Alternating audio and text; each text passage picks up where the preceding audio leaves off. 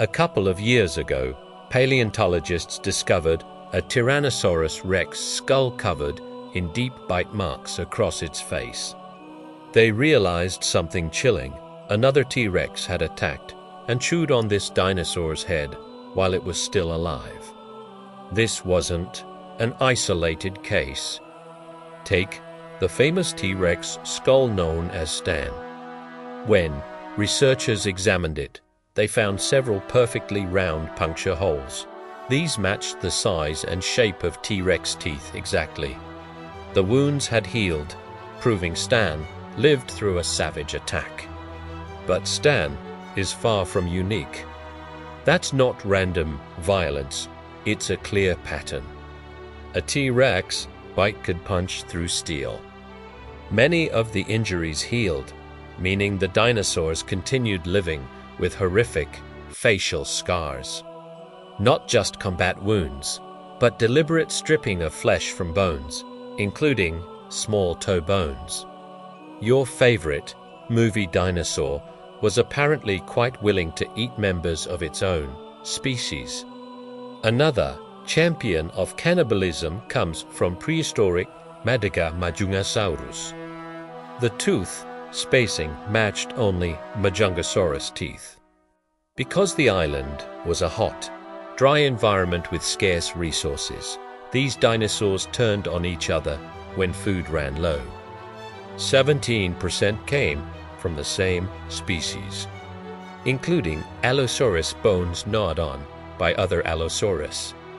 One particularly grim fossil tells the life story of a Daspletosaurus. Its skull shows multiple healed puncture wounds and gouges from other Daspletosaurus teeth, proving it survived brutal attacks. This individual experienced both intraspecies violence and cannibalism after death. These bus-sized carnivores likely hunted in packs. Their only realistic prey would have been massive titanosaurs like Argentinosaurus. The bone bed suggests they died during or right after such a hunt, possibly trampled or trapped in mud while feeding. Spinosaurus, the enormous semi-aquatic dinosaur, wasn't just a fish eater.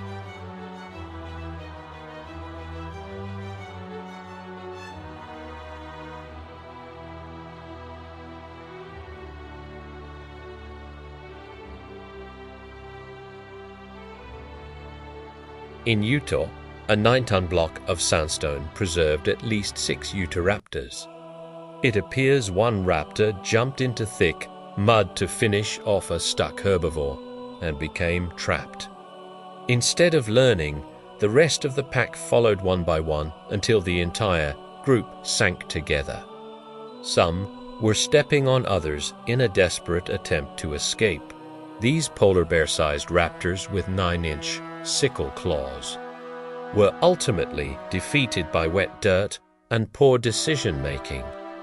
Deinonychus, the smaller raptor that inspired Jurassic Park's raptors, left similar evidence.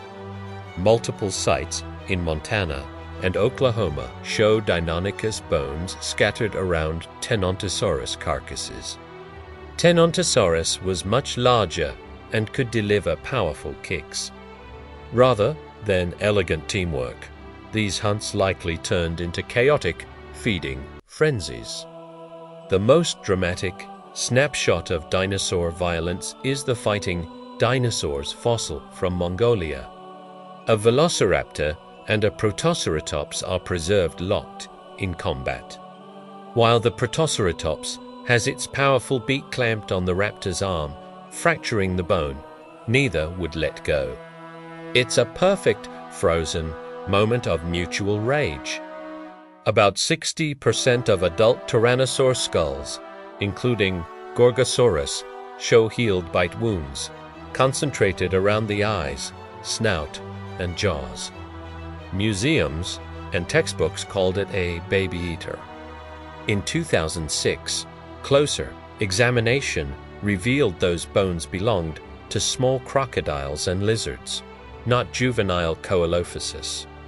The cannibal reputation was a 50-year scientific mistake that still lingers in older sources. Triceratops, often portrayed as peaceful, was a formidable fighter. Meanwhile, T-Rex bones have been found with punctures matching the size and shape of Triceratops' horns. These 3-foot spears, powered by a 12-ton body, could inflict devastating wounds. Triceratops didn't jeu de fond, it charged aggressively in duels against predators and rival herbivores alike.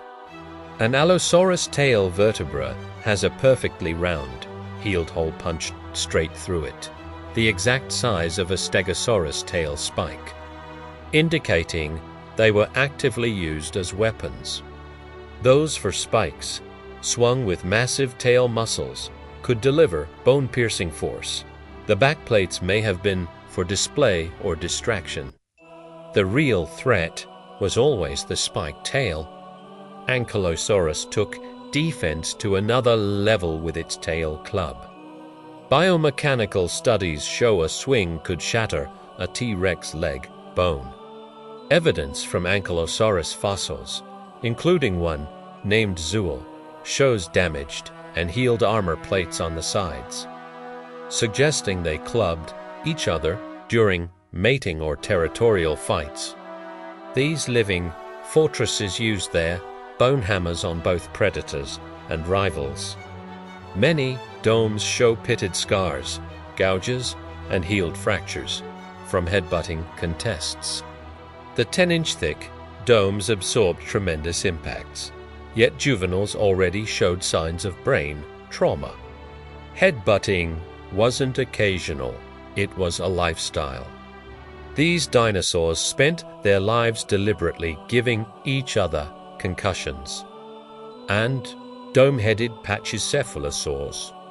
The dinosaur world was far more violent and brutal than most people imagine. Many species turned extreme aggression into a daily survival strategy and sometimes into a social norm. If you know of other, surprisingly aggressive dinosaurs I missed, drop them in the comments.